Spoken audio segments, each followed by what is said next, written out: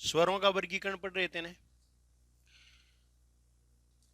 वर्ण दो प्रकार के होते हैं, स्वर और व्यंजन। स्वर के प्रकार, स्वर के प्रकार मुख्य रूप से दो भेद। दो कौन कौन से? ह्रस्व और दीर्घ। यहां हमने दो भेद रचना के आधार पर कौन से कर दिए? मूल स्वर और संधि स्वर। संधि स्वर के भी फिर हमने दो भेद कर दिए, दीर्घ स्वर और संयुक्त स्वर। ये इसलिए किए गए हैं कि एक बार प्रश्न पूछा हुआ है आपके ही, निम्नलिखित में से संयुक्त स्वर नहीं है, और उसमें ई को संयुक्त नहीं माना। ठीक है। दूसरा प्रश्न पूछा हुआ है, निम्नलिखित में से दीर्घ स्वर नहीं है, दीर्घ स्वर नहीं है। वहां ए को मान लिया गया कि ए है वो दीर्घ स्वर है और वो नहीं है। तो ये दोनों चीजें हमें माननी है। और वो कैसे मानेंगे? ये आगे वाला जो वर्गीकरण है इसमें क्लियर हो जाएगा। तो एक आधार तो हमने पढ़ लिया ना, रचना। रचना का मतलब है निर्माण। ये निर्माण हमें स्वर संधि पढ़ेंगे उससे पहले ये पूरा पढ़ेंगे, स्वरों की संरचना, कि ए किसका बना, ओ किसका बना, आई किसका बना, औ किसका बना। अब हमें ये नहीं लेना है, यहां केवल हमें इतना ही पढ़ना है कि रचना के आधार पर स्वर दो प्रकार के होते हैं। मूल स्वर, जिनको ह्रस्व स्वर भी कहते हैं, उनकी संख्या कितनी है? 4। और संधि स्वर है, उनकी संख्या कितनी है? 7।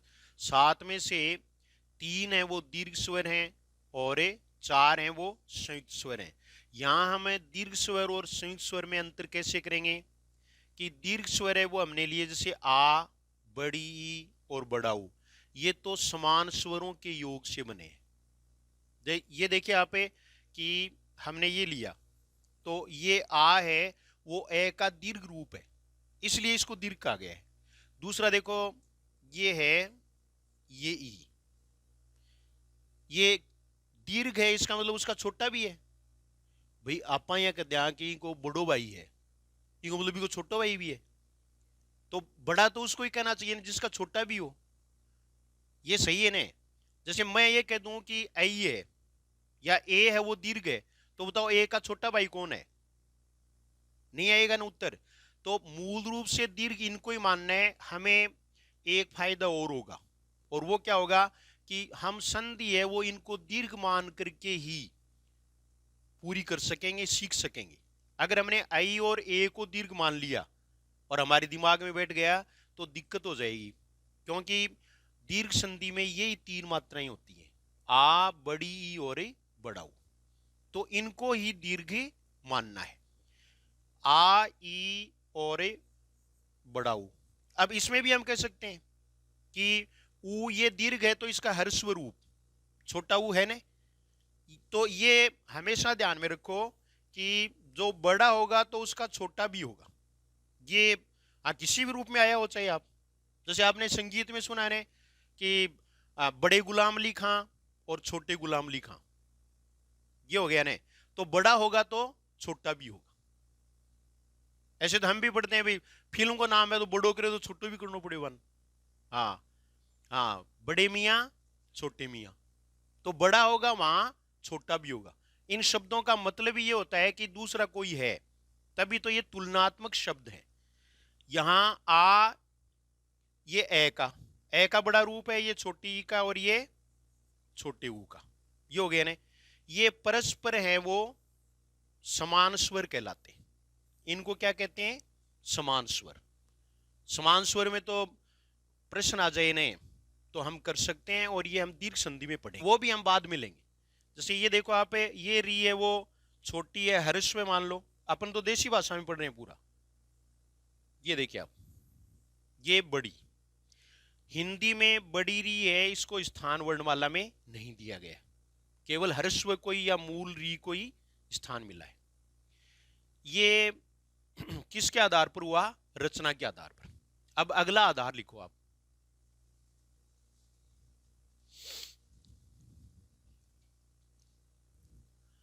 उच्चारण काल।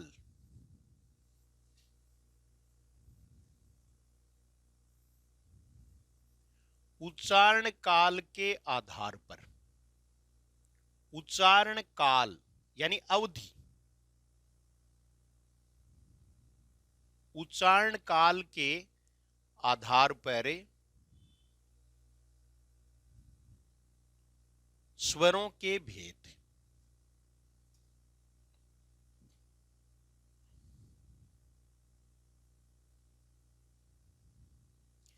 यहां लिख लो, दो भेद होते हैं,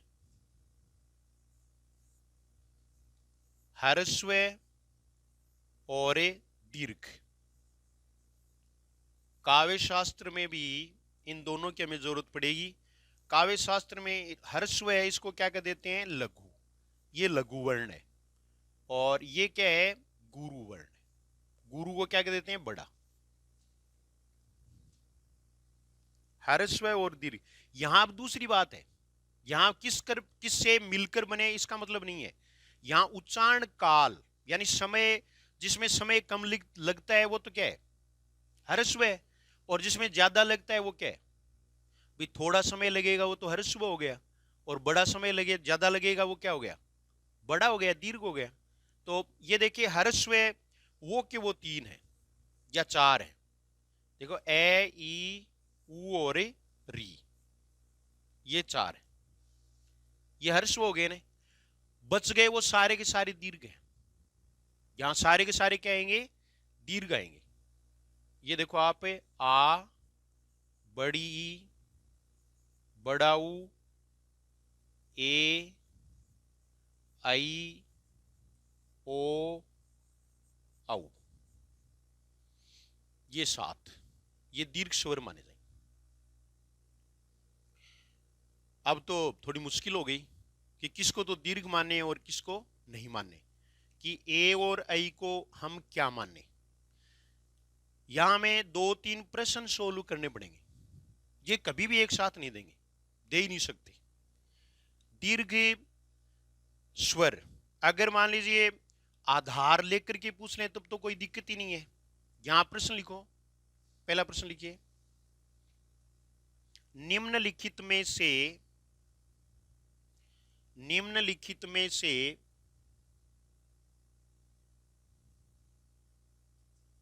दीर्घ स्वर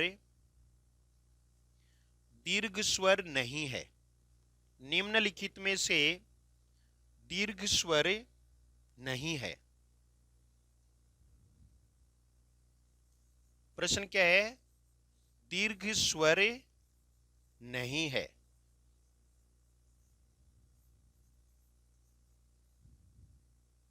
विकल्प देखिए, आ, उ, ए,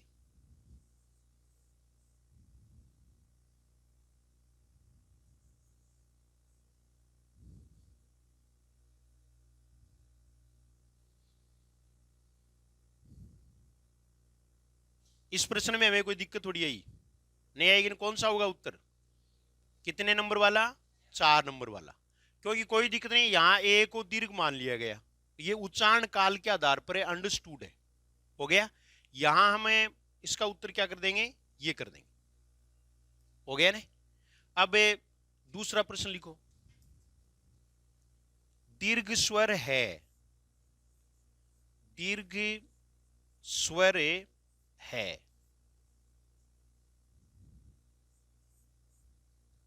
यहां लिखो आप, ए, ई, उ,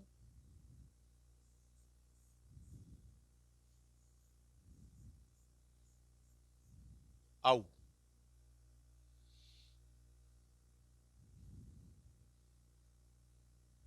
इनमें बताइए उत्तर कौन सा हो जाएगा।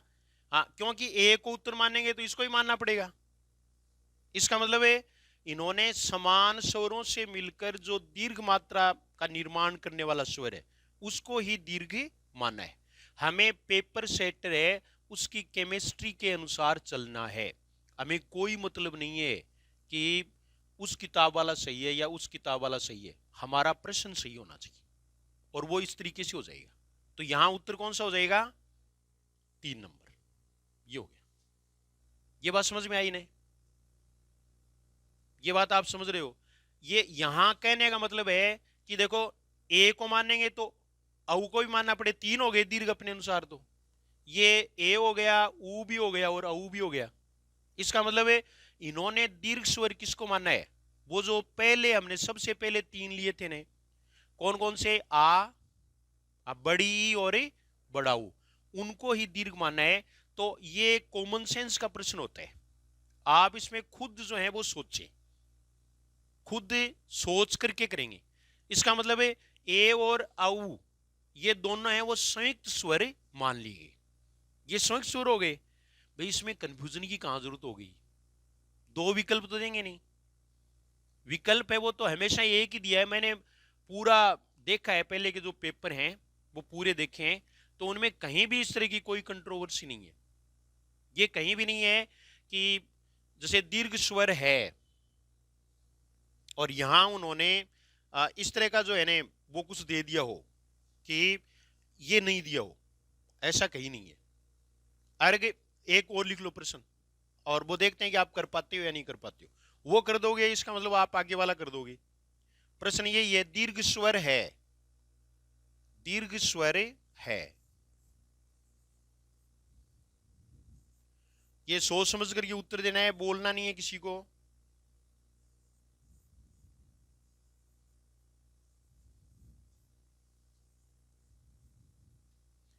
दीर्घ प्रश्न क्या है? दीर्घ स्वर है।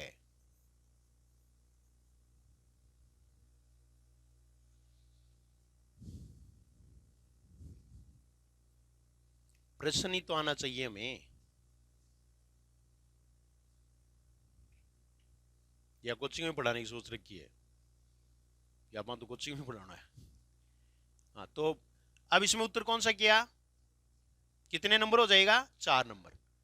यानी बिल्कुल स्पष्ट है, कहीं भी कोई कंफ्यूजन नहीं है, कहीं भी कंफ्यूजन नहीं है।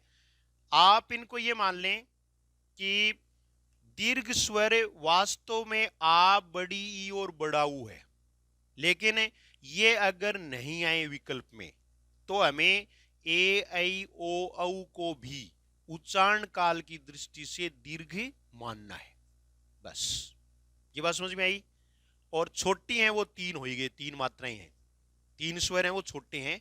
हर्स्व है ए, छोटी ई, छोटा ऊ और री। री है वो हर्स्व ही मानना है। हिंदी में बड़ी री का प्रयोग आज तक किसी परीक्षा में नहीं हुआ, तो हम क्यों झंझट में पड़े? अब ये तो क्या है कि जैसे किताबों वाले या पढ़ाने वाले जो है ना उलझा देते हैं। वो ये नहीं सोचते कि हम हिंदी पढ़ रहे हैं, संस्कृति नहीं पढ़ रहे, और वो उसका पूरे का पूरा क्या कर देते हैं, यानी संस्कृतिकरण कर देते हैं। संस्कृतिकरण वो कर देंगे तो फिर कंफ्यूज हो जाते हैं। भाई हम भी कंफ्यूज हो रहे हैं तो किताबों के कारण ही तो हो रहे हैं। ये तरीका आपको परीक्षा में अपनाना पड़ेगा। अपन कोई मतलब को नहीं कि कौन सी किताब में क्या लिखेड़ो है, आपनो तो परीक्षा में प्रश्न सही होना चाहिए। बस बात इतनी है, और वो इस तरीके से हो जाएगा। हम दोनों तरीका अपनाएंगे। जिद नहीं करनी है कि मुझे ही आता है या मैंने जो पढ़ लिया या मैंने जो बता दिया वो ही सही है, ऐसा नहीं है। ये वक्त वक्त की बात है, पता नहीं कौन सा सही है और कौन सा गलत है। हमें फायदा कौन सा देगा कि वो परीक्षा में सही हो जाए। अगर कंट्रोवर्सी आती है इसका मतलब क्या है? फिर वो प्रश्न डिलीट हो जाएगा। आजकल तो पूरा चल रहा है, बस हमें कोई चिंता ही नहीं करनी है। तो वो डिलीट हो जाएगा या करवा देंगे, ये मान लो आप। तो ये दूसरा आधार हो गया, 2 हो गए ने। अब तीसरे आधार का लिखो, तीसरा आधार।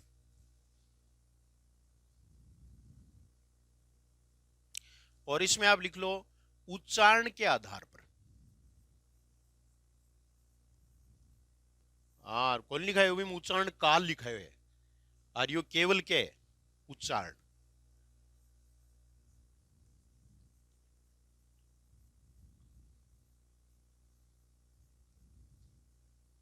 उच्चारण के आधार पर। इसका मतलब है कि अनुनासिकता के आधार पर, यानी कुछ स्वर ध्वनियां ऐसी होती हैं जिनको हमें मुख के साथ साथ नाक से भी बोलते हैं, और कुछ ऐसे होते हैं जिनको हम केवल मुख से बोलते हैं। तो ये दो प्रकार हो गए ना, तो इसमें आगे लिख लो, दो भेद होते हैं, दो प्रकार। अनुनासिक,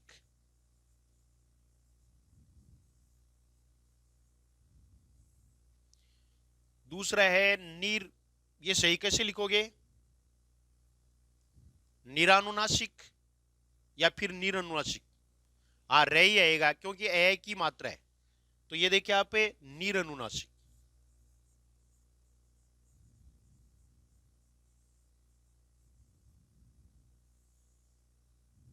या अन अनुनासिक, दोनों शब्द ही प्रयुक्त होते हैं। अन अनुनासिक,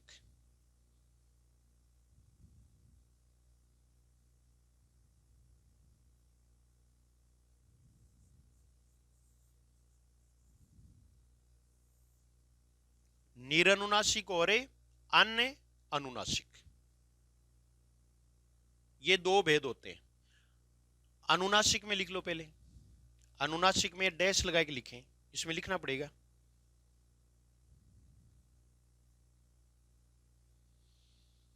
इन स्वरों का उच्चारण, यानी अनुनासिक स्वरों का उच्चारण, इन स्वरों का उच्चारण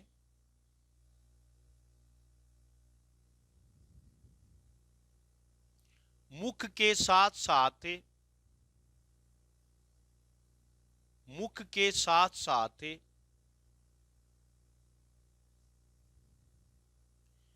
नासिका से भी होता है, मुख के साथ साथ नासिका से भी होता है।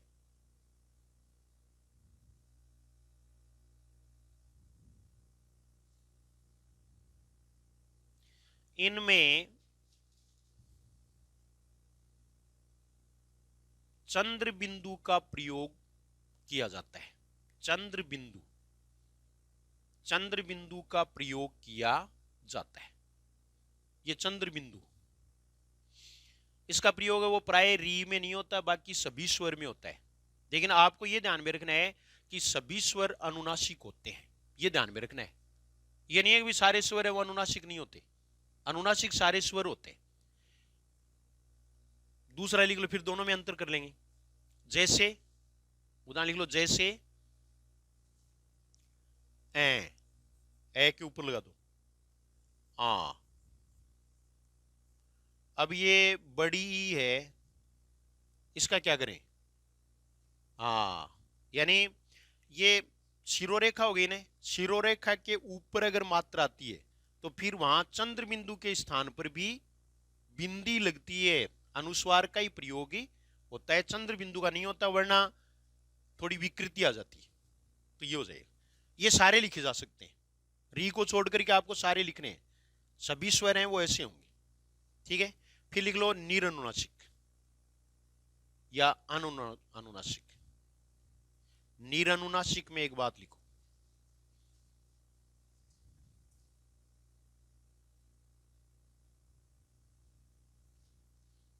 इनका उच्चारण है, इनका उच्चारण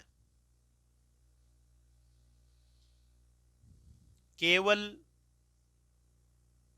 मुख से ही होता है, यानी इसमें नासिका की सहायता नहीं ली जाती, केवल मुख से ही होता है। अतः इन्हें, अतः इन्हें मौखिक स्वर भी कहा जाता है, अतः इन्हें मौखिक स्वर भी कहा जाता है। मौखिक स्वर भी कहा जाता है।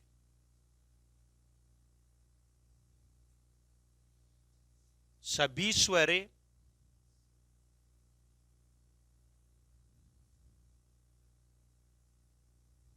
निरनुनासिक भी होते हैं, निरनुनासिक भी होते हैं, अनुनासिक भी होते हैं और निरनुनासिक भी होते हैं।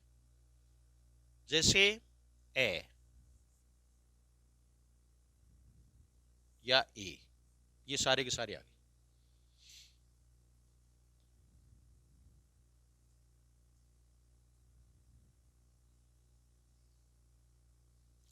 आपको ये याद रखना है कि अनुनासिक का मतलब है चंद्र बिंदु, जिसमें चंद्र बिंदु का प्रयोग हो जाए वो तो क्या है, अनुनासिक, और जिसमें नहीं हो वो क्या है, निरनुनासिक। ये दोनों में अंतर कर लोगे ना भाई, चंद्र बिंदु का प्रयोग कर देंगे तब वो क्या बन जाएगा, अनुनासिक स्वर बन जाएगा, बस इतना ही है।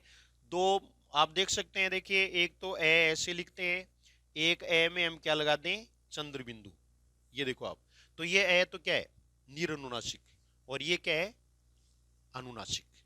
चंद्र बिंदु वाला क्या हो जाएगा, अनुनासिक हो जाएगा, कोई दिक्कत नहीं है। चंद्र बिंदु और अनुस्वार में अंतर के रूप में भी यही अंतर किया जाता है। चंद्र बिंदु और अनुस्वार में अंतर क्या होता है, एक तो देखने में है ही भाई, एक में तो केवल बिंदु और एक में चंद्र बिंदु, ये हो गया ना। अब प्रश्न, ये इनिशियली प्रश्न है वो रीड जैसी एग्जाम में या सीटेट में इसमें पूछते हैं, पहले का पूछा हुआ भी है। तो दोनों में एक समानता तो ये है कि ये दोनों ही जो है वो बिना स्वर के प्रयुक्त नहीं हो सकते, यानी केवल व्यंजन में इनका प्रयोग नहीं किया जा सकता, चाहे विसर्ग हो, इन तीनों की एक ही बात है। अंतर दोनों में यह है कि एक का उच्चारण केवल नासिका से होता है या नासिका से अधिक होता है, ये मान लो आप, यानी नासिका का रोल ज्यादा है, और एक में नासिका का रोल ज्यादा नहीं है। मुख और नासिका दोनों से होता है, एक का केवल नासिका से, एक का मुख व नासिका दोनों से। परीक्षा में क्या करते हैं कि हम भूल जाते हैं, आपने यहां तो याद आ गया कि एक को तो है केवल नासिका से और एक का मुख और नासिका दोनों से। तो शायद आज के बाद आप नहीं भूलें, ये मैं आपको पहली नहीं भूलने वाली बात बता रहा हूं आज, और वो कौन सी है कि आप ये देख रहे हो, ये तो है मुख, ये मुख हो गया ना, ये देखो ये मुख है, और ये क्या है, नाक। तो मुख और नासिका से दोनों से उच्चारण किसका होता है, चंद्र बिंदु का, और यह है केवल, इसलिए अनुस्वार का किससे होगा, केवल नासिका से। अब तो बता दोगे ना, भूलोगे थोड़ी, कि अनुस्वार का प्रयोग केवल नासिका से, जबकि चंद्र बिंदु का प्रयोग, हाँ, क्योंकि अपन यो मुख सो लागे है ना, यो मुख है, यो के नासिका, बस ये इतनी तो बात है। तो मुख व नासिका दोनों से किसका, चंद्र बिंदु का। ये तो आपको याद रखने के लिए मैंने बताया, बाकी अनुस्वार और चंद्र बिंदु में 4-5 अंतर होते हैं जिनकी चर्चा हम बाद में व्यंजनों के साथ करेंगे, ठीक है। ये भी हो गया भेद। अब अगला आधार देखो, 3 अब तक हम पढ़ चुके। पहला आधार क्या था हमारा, रचना के आधार पर, रचना के आधार पर 2 भेद, मूल स्वर और संधि स्वर या दीर्घ स्वर, संयुक्त स्वर। दूसरा आधार हमने क्या लिया, उच्चारण काल के आधार पर। उच्चारण काल के आधार पर 2 भेद लिए हमने, कौन कौन से, हर्स्व और दीर्घ। कुछ है ना वो एक तीसरा भेद और भी लेते हैं, जो काव्य शास्त्र में लेते हैं, प्लुत, उसका नाम क्या होता है, लेकिन वो हिंदी में नहीं लेना, ये प्लुत वाला हमें काव्य शास्त्र में ही पढ़ेंगे केवल। मैंने यहां आपको ये नहीं बताया ये कोई भेद, बस इतना जरूर ध्यान में रखना है कि उच्चारण काल के आधार पर 3 भेद भी स्वरों के किए जा सकते हैं, और तीसरा भेद है वो कौन सा होगा, ये नोट लगा के लिख लो यहां ताकि आपको याद रह जाए। ये तो पूरा हो गया अनुनासिकता वाला, नोट लगा के लिख लो। उच्चारण काल के आधार पर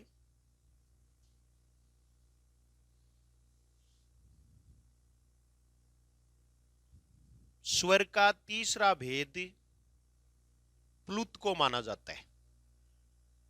स्वर का तीसरा भेद प्लुत को माना जाता है।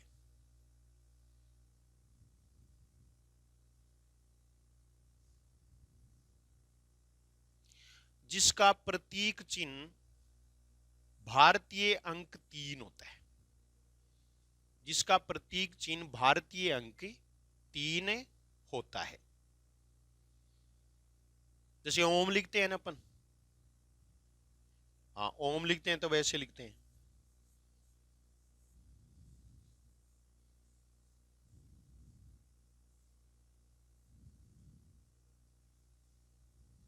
इसका मतलब है कि ओ का उच्चारण है वो 3 गुना, 3 मात्रा काल है। जिसमें 3 मात्रा काल है वो प्लुत है। आगे लिख लो, इसमें प्लुत में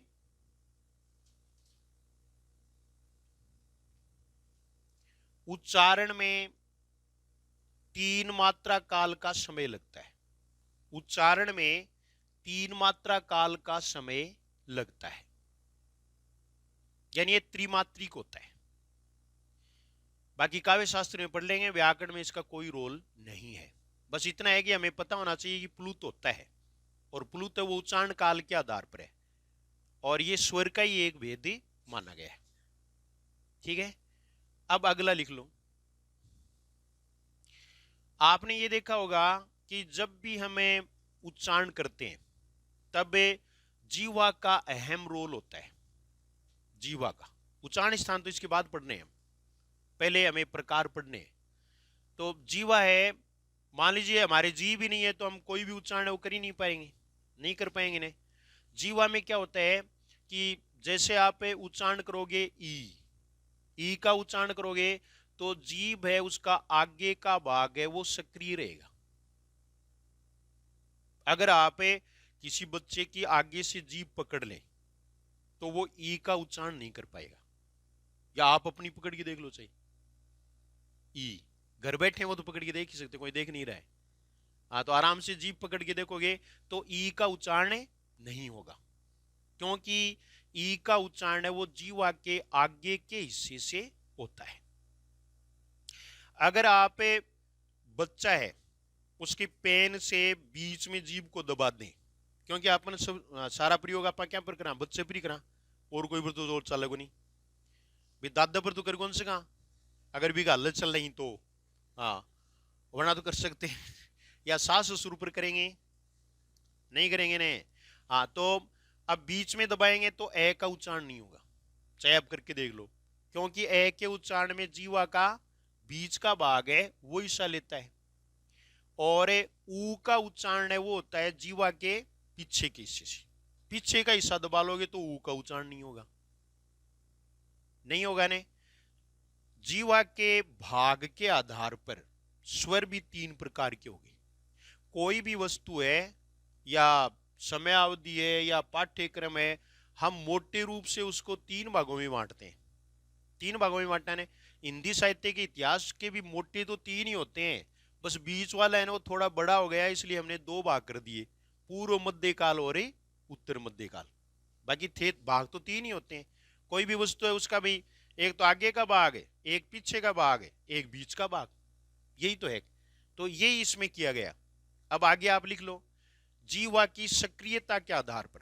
जीवा सही लिख लिया ने, जीवा तत्सम है,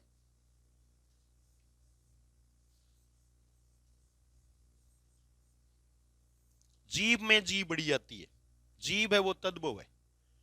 जीवा के, जीवा की सक्रियता या क्रियाशीलता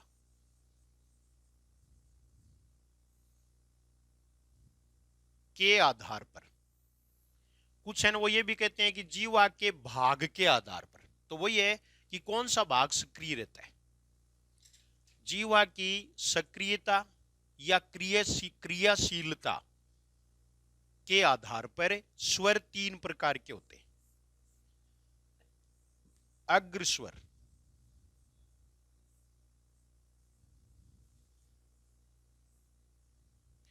दूसरा है मध्य स्वर,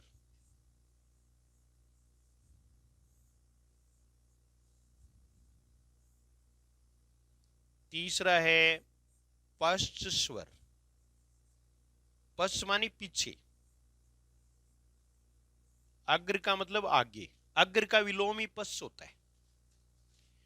अब ये पहले तो लिख लो आप, अग्र स्वर है वो 4 माने गए, री को छोड़ देंगे अब री का कोई रोल नहीं आगे।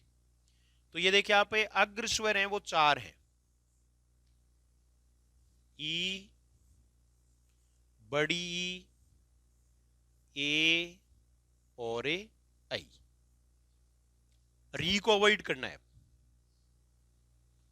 मध्य स्वर है वो केवल एक है, ए।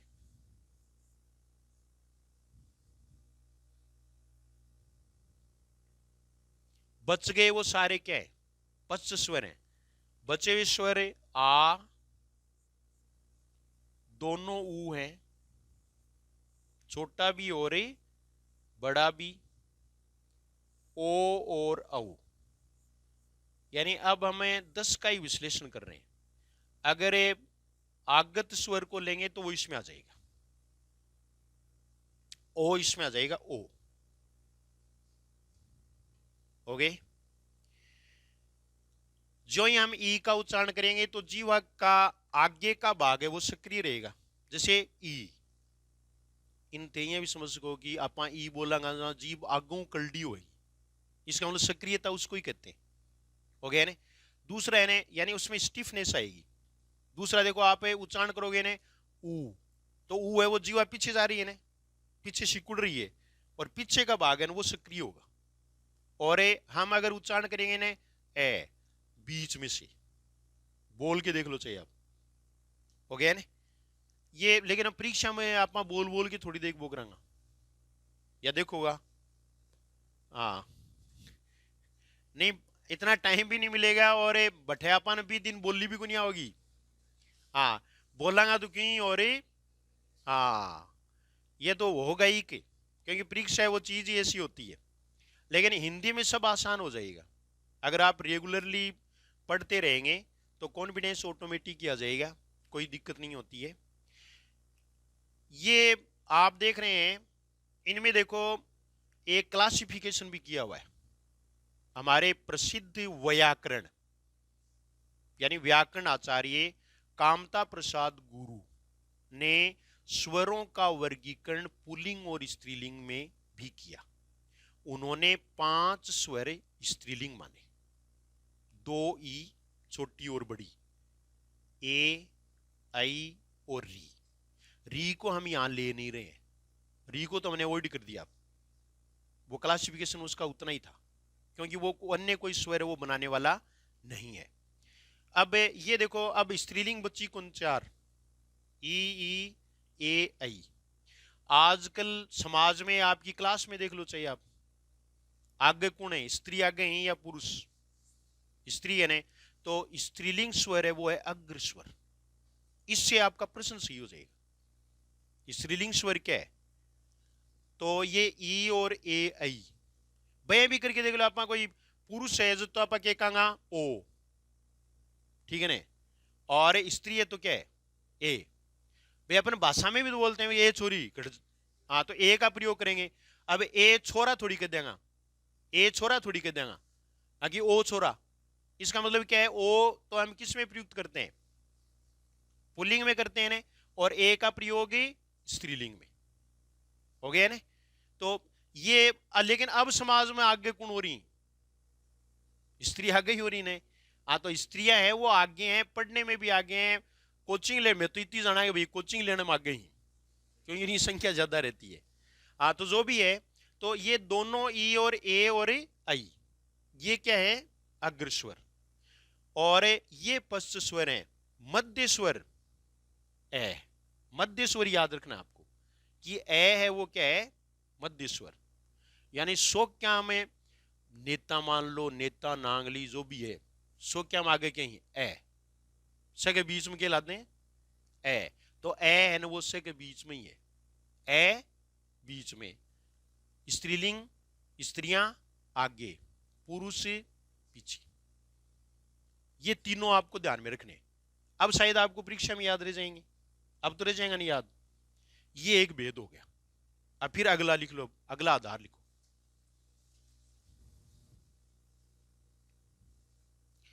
आधार से पहले उसको समझ लेना चाहिए कि हमें समझ लें। समझने में यह है कि जैसे हमने इसमें समझाने की जीवा का कौन सा हिस्सा है वो उच्चारण में भाग लेता है। वैसे ही क्या है कि हम स्वर बोलते हैं या उच्चारण करते हैं, स्वरों का उच्चारण करते हैं, उस समय कुछ में तो स्वर है वो, कुछ में तो मुख है वो कम खुलता है, और कुछ में ज्यादा, कुछ में बीच का सा। ये तीन बातें हो गई ना।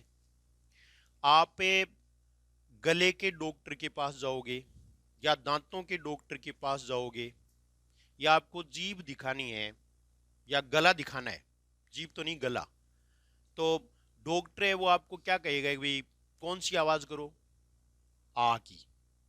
छोटे बच्चे को टेबलेट देंगे तो बिन के कांगा पा, हाँ, लेकिन एक बदमाश वो बोले ना, मैं तो ऊ कूं, तो ऊ से तो खुलेगा नहीं मुंह, मुंह किससे खुलेगा, आ हो गया ना।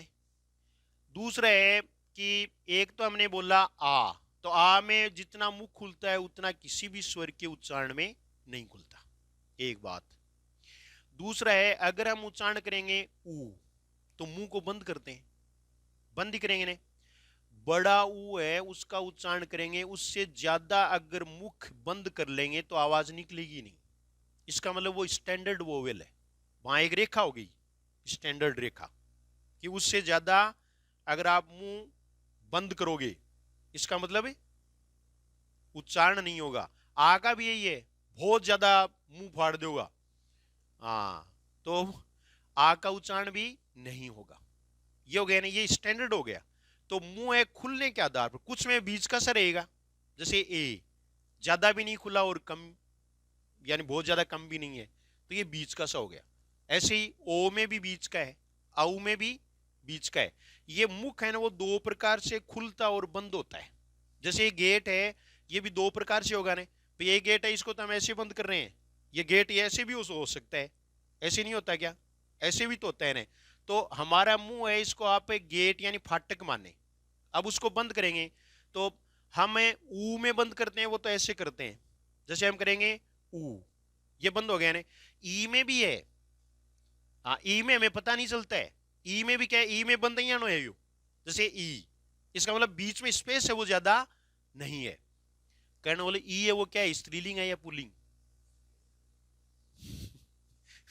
स्त्रीलिंग है ने, हाँ, तो ई वाले ई में भी मुंह कम खुलेगा।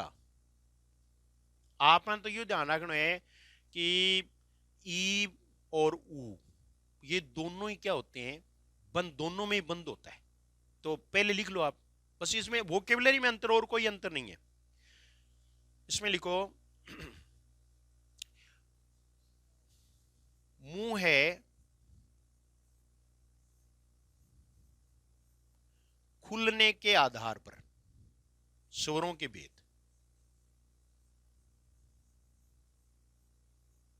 मुंह है खुलने के आधार पर स्वरों के भेद। सभ्य या संस्कृत में हमें थोड़ा इसको सुधारें तो ये शब्द भी यूज कर सकते, मुखाकृति,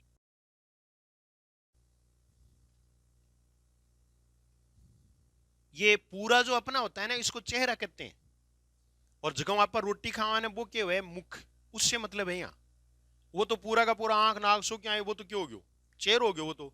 और ये आकृति है वो किसकी, मुख आकृति, यानी जिससे हम खाना खाते हैं, अंदर जो दांत हैं उसको ही क्या कहते हैं, उसका मतलब यहाँ मुख लिया गया है। आगे लिख लो, चार भेद होते हैं मुख आकृति के आधार पर, स्वरों के चार भेद। पहला देखो समृद्ध, अर्थ याद रखना बहुत जरूरी है।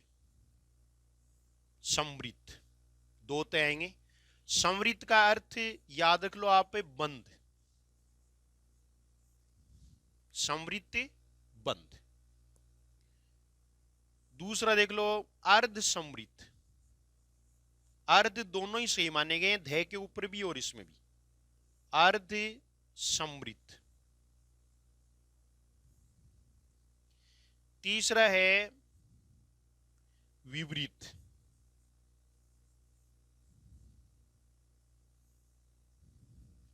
विपरीत का भी अर्थ लिख लें आप, खुला।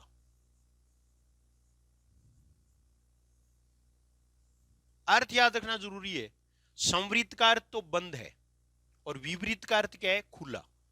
यह परस्पर विलोम भी हो गए, विलोम भी तो हो गए ना। और चौथा है वो अर्ध विपरीत, यानी आधा खुला, अर्ध विपरीत।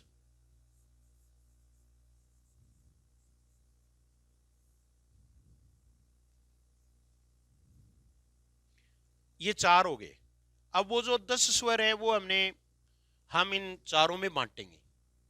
तो समृद्ध स्वर बंद, बंद है वो चार स्वर हैं, दोनों ई होंगे और दोनों ऊ होंगे। कंट्रोवर्सी इसमें है लेकिन हमें नहीं रखनी, परीक्षा में यही है, यही पूछा है, तो उसके अकॉर्डिंग ही चलेंगे हम। अर्ध समृद्ध है वो ए और ओ,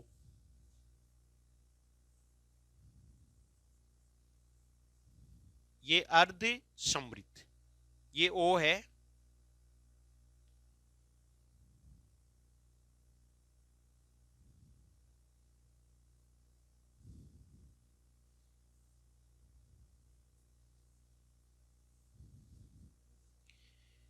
फिर देखिए विपरीत स्वर है वो एक ही है, आ, केवल आ है वो क्या है, विपरीत स्वर है। हो गया। अर्ध विपरीत स्वर है वो बच गए, वो हो गए सारे। तो बच गए कौन कौन से, एक तो ए बच गया, एक आई बच गया, और एक औ बच गया। हो गए ना 10। इनको याद कैसे रखें ये देखना है। समृद्ध का मतलब बंद, ज्यादातर तो हमें आइडिया लग जाएगा कि ऊ और ई में मुंह बंद होता है, प्रकार दोनों के अलग अलग हैं। भाई ई में मुंह की एक बंद हो, वो छिद्द हो जाए, मतलब मुंह छिद्द होना, वो मतलब है। तो ई और ऊ, ई है वो स्त्री, ऊ पुरुष, ठीक है ना। तो सभी स्त्रियां और सभी पुरुष हैं वो कोई बाहर ही थोड़ी रहते हैं, नहीं रहते ने। हाँ, स्त्री और पुरुष हैं वो दोनों ही जो है वो घर में भी रहते हैं बंद, सभी या सभी नौकरी करते हैं, रहने। तो इसलिए दोनों ही हैं, ये दोनों आपको याद रखने, ई और ऊ। हो गए। फिर यहां आपको रचना याद रखनी है। ई से क्या बनेगा, ए, ई और ऊ से दोनों से मिलकर के क्या बना, ए बना। और ऊ से क्या बना, ओ। ई से ए बनेगा, ऊ से ओ बनेगा, ठीक है। फिर विपरीत वाला में याद रह जाएगा कि सबसे ज्यादा मुंह किस में खुलता है, आ में। और बच गए वो क्या हुआ, अर्ध विपरीत हुआ। यहां कई बार ये प्रश्न पूछ लेते हैं कि सबसे कम मुंह किस में खुलता है या सबसे अधिक किस में खुलता है। तो सबसे अधिक वाले में तो हमें दिक्कत नहीं हुई, कौन सा हो जाएगा उत्तर, आ। कम वाले हैं वो कितने हो गए, कम वाले हैं वो चार हो गए ना, ये चार हो गए। इनमें कौन सा है जो सबसे कम वाला होगा, सबसे कम वाला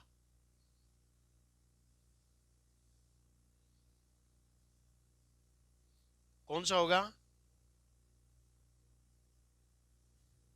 ऊ होगा, बड़ा ऊ। सबसे कम मुंह किस में खुलता है, बड़े ऊ में। ये अर्ध समृद्ध और अर्ध विपरीत, इनमें किस में ज्यादा खुलता है, अर्ध विपरीत में ज्यादा खुलता है बजाय अर्ध समृद्ध के। ये इतना याद रखना आपको,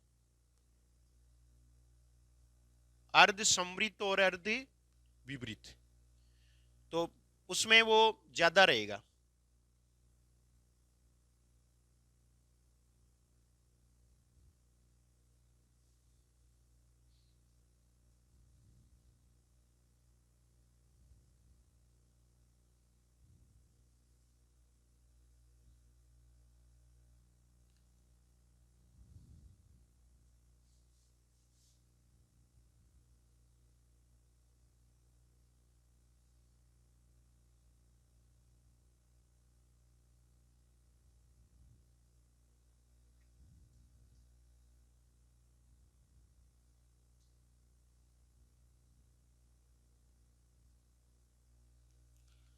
तो ये समृद्ध, अर्ध समृद्ध, विपरीत और अर्ध विपरीत,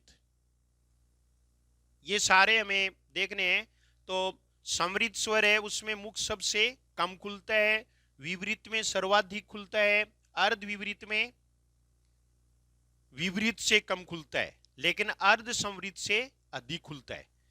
ये भी नहीं, आपको तो इतना ही ध्यान में रखना है कि समृद्ध स्वर कौन सा है, अर्ध समृद्ध कौन सा है और विपरीत स्वर कौन सा है।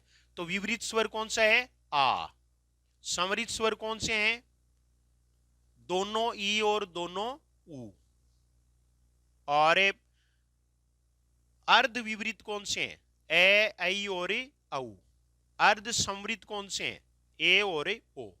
इनको याद करना है, ये याद ही रखना पड़ेगा, ठीक है। तो ये स्वरों के भेद, स्वरों के भेद में और भी आगे हैं, उनमें हमें जैसे गोलाकार और अगोलाकार स्वर कौन से होते हैं। तो ये लास्ट है, लास्ट आधार आप लिख लो इसमें। कुछ स्वर है जिनका उच्चारण हम करते हैं तब क्या होता है, हमारे ओठों की आकृति है वो गोल हो जाती है और कुछ में गोल नहीं होती। तो लास्ट आधार है वो आप लिख लो, ओष्ठाकृति के आधार पर।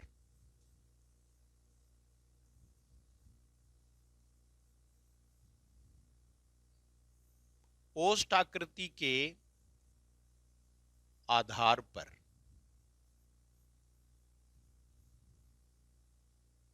ओष्ठाकृति के आधार पर ये दो भेद होते हैं, वृत्तमुखी, सीधी भाषा में इसको गोलाकार स्वर भी कहते हैं।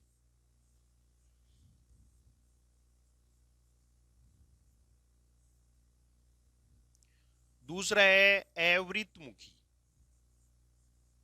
अवृत्तमुखी, ये अगोलाकार।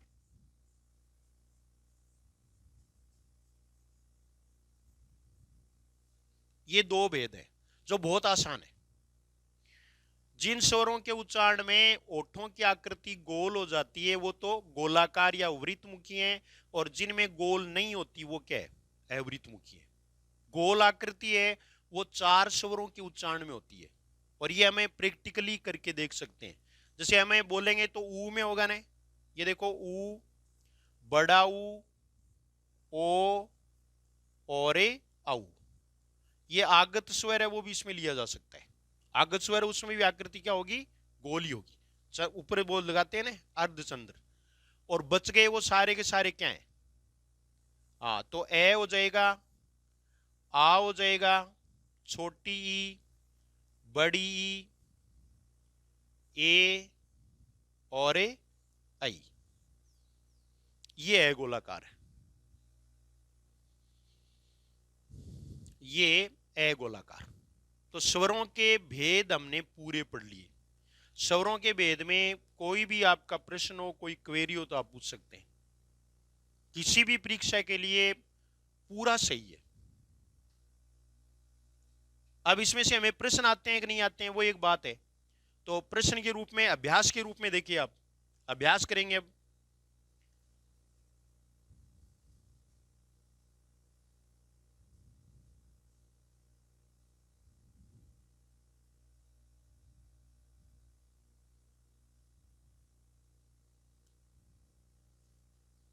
ये देखो, पहला प्रश्न देखिए इससे संबंधित।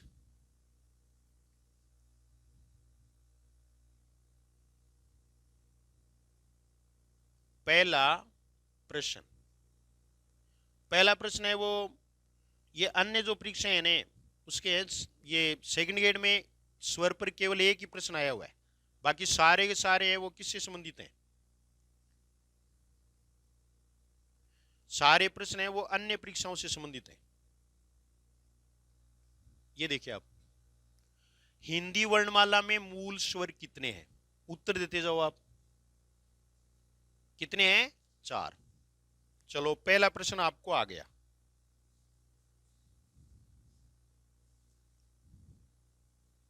ये 4 उत्तर हो गया। दिख रहे गए आपको, नहीं घर बैठे जो देख रहे हैं मोबाइल में उनको दिख रहा है कि नहीं दिख रहा है, आपको क्या लगता है? दिख रहा है? भुजा भी देखे थोड़ी बहुत है, भुजा देख सको ने? अब तो दिख जाएगा नहीं, ये देखो। तो इसमें उत्तर कौन सा हो जाएगा? कौन सा? 4। ये दूसरा देखो, अगला प्रश्न। हिंदी वर्णमाला में स्वरों की कुल संख्या कितनी है? तो कुल संख्या कितनी आ जाएगी? 11 आ जाएगी। ये 11। अगला प्रश्न देखो, आप तो उत्तर दे रहे हो सारे। किस क्रम में पश्च स्वर है? पश्च स्वर, आपको 3 स्वर बताए थे, अग्र, मध्य और पश्च। अग्र है वो तो स्त्रियां आ गई। हाँ, तो स्त्रियां आ गई तो यूं ही प्रश्न सही होगा। ये देखो, ई, ए, आई, तो कौन सा उत्तर हो जाएगा? ऊ वाला उत्तर हो जाएगा। सही है। अगला प्रश्न, किस क्रम में वृत्तमुखी स्वर नहीं है? 2 प्रकार बताए ना आपको, अवृत्तमुखी और, तो कौन सा होगा? आ। बाकी तीनों हैं वो वृत्तमुखी है। कौन सा उत्तर होगा? तो ये उत्तर नहीं होगा, बल्कि कौन सा होगा? नहीं, 1 नंबर उत्तर होगा आ। बाकी ऊ, ओ, औ, दोनों ऊ और ओ, औ हैं वो क्या होते हैं? वृत्तमुखी होते हैं, गोलाकार होते हैं। नेक्स्ट प्रश्न, अभ्यास ही कर रहे हैं हम। किस क्रम में विवृत स्वर है? दिख तो रहा है ना? दिख जागो? चलो तो ये देखो, विवृत स्वर है, तो विवृत स्वर एक ही है, और वो कौन सा है? आ। ये आ है, वो उत्तर हो जाएगा। अगला प्रश्न, किस शब्द में री स्वर नहीं है? अब बताओ। हाँ, इसमें देखो, यहां री स्वर का मतलब मात्रा के रूप में स्वर ही तो लग सकता है। तो कृपा में री है, कृष्णा में री मात्रा है, दृष्टि में री है, इसमें रे में ई की मात्रा है, ये री अलग है। ये वो री नहीं है जो हमने स्वर में पढ़ी, ये व्यंजन वाली री है, तो इसमें नहीं है। पूछा हुआ प्रश्न है। तो ये देखो, रिवाज, ये हो गया। नेक्स्ट, निम्न में असंगत है, ये थोड़े ज्यादा हो गए तो बड़ा करना पड़ेगा। ये देखो आप, निम्न में असंगत है, तो आ है वो हर्स्व नहीं है, मध्य नहीं है, अर्ध विवृत नहीं है। ये आ वाले सारे गलत हैं। दूसरा देखो, ई दीर्घ है, अग्र है, समृत है। हो गया। ओ देखो आप, संयुक्त है, पश्च है, अर्ध समृत है। ऊ देखो, दीर्घ है, अग्र नहीं है, अग्र थोड़ी होता है, और विवृत नहीं है। विवृत, ये विवृत कौन सा है? आई है। तो ये प्रश्न जैसा कि आजकल आरपीएससी में आते हैं, वैसे ये प्रश्न क्या हो गया? ये प्रश्न डिलीट करना पड़ेगा। ये देखिए आप, इसमें 2 उत्तर हो गए, एक तो ये हो गया और एक ये हो गया। हम एग्जैक्टली उत्तर छांट लें, ये भी एक बड़ी बात होती है कि असंगत है, तो ये तो संगत है। तो क्या है? संगत है क्या? नहीं है। ये भी संगत नहीं है, बीच वाले दोनों क्या है? संगत है। तो मिलान कर लें और फिर देख लें कि आपने सही किया है या नहीं किया। ये बात समझ में आ गई ना? अगला प्रश्न देख लो। समृत स्वर नहीं है, समृत स्वर नहीं है, तो समृत स्वर में देखो आप, समृत स्वर कौन सा नहीं है? दोनों ई और दोनों ऊ क्या होते हैं? समृत होते हैं। तो इसमें कौन सा उत्तर हो जाएगा? ये 4 नंबर, ये नहीं है। नेक्स्ट देखिए, इनमें से कौन सा कथन सही नहीं है? ए कंठे ध्वनि है, ए कंठे ध्वनि है। ये प्रश्न सेकंड ग्रेड में पूछा हुआ है। हाँ, तो ये तो हमने अब तक पढ़ा नहीं, बल्कि मैं बता देता हूं कि है। अब 3 में बता दो आप। हाँ, 4 नंबर है, क्योंकि ई है वो संयुक्त स्वर नहीं है। देखो ये प्रश्न पूछ लिया, इसका मतलब है कि आरपीएससी जो है उसने भी क्या मानना है, उसने भी संयुक्त स्वर है वो ए आई और ओ ऊ को मानना है, और बड़ी ई और बड़ा ऊ और आ ये जो है वो क्या माने गए हैं, दीर्घ स्वर माने। ये हमारे पास प्रूफ है, ये सेकंड ग्रेड में पूछा हुआ प्रश्न है। नेक्स्ट देखो, वृत्तमुखी स्वर नहीं है, तो वृत्तमुखी स्वर कौन सा नहीं है, ए नहीं है, ये तो हमने ले लिया पहले।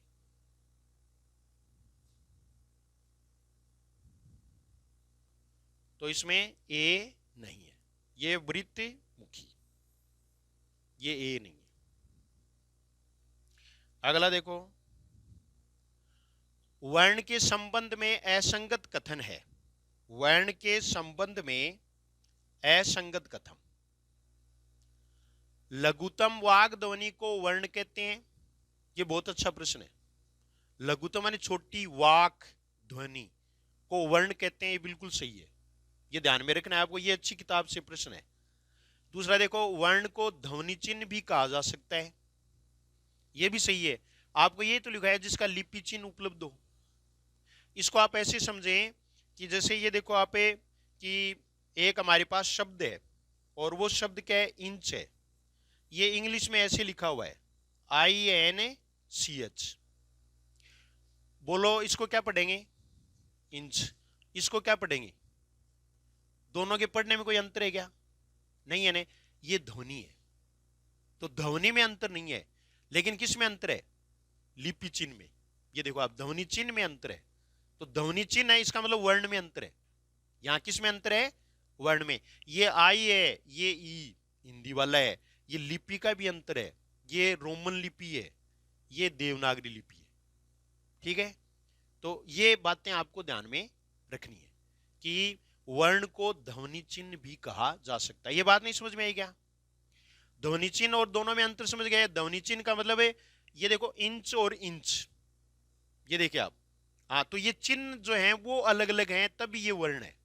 तो इसमें वर्ण अलग अलग हैं, वर्ण दिख रहे हैं ना, INCH, ये लेटर, इंग्लिश में क्या कह देते हैं, लेटर कह देते हैं। तो यहां ध्वनि में अंतर नहीं है, बोलने में अंतर नहीं है, ध्वनि चिन्हों में अंतर है, और इनको ही हम वर्ण कहते हैं। वर्ण जो है ना वो, जैसे मैंने बोला ना इंच, ये वर्ण नहीं है, बल्कि आप देख रहे हो ना ये वर्ण है, ये INCH ये वर्ण है। ठीक है, वर्ण भाषा की लघुतम इकाई है, सही है। वर्ण अखंड नहीं होता है, यह गलत है, क्योंकि अखंड होता है। तो इसमें उत्तर कौन सा हो जाएगा, 4 नंबर, ये इसका उत्तर है। तो ये हमारे प्रश्न भी पूरे हुए। आज हमने वर्णों के बारे में पढ़ा, वर्णों में स्वर पूरे हमने पढ़ लिए। ठीक है, समझ में आया क्या कुछ आगे। हाँ, और कल है वो, कल संडे है ना, हाँ, तो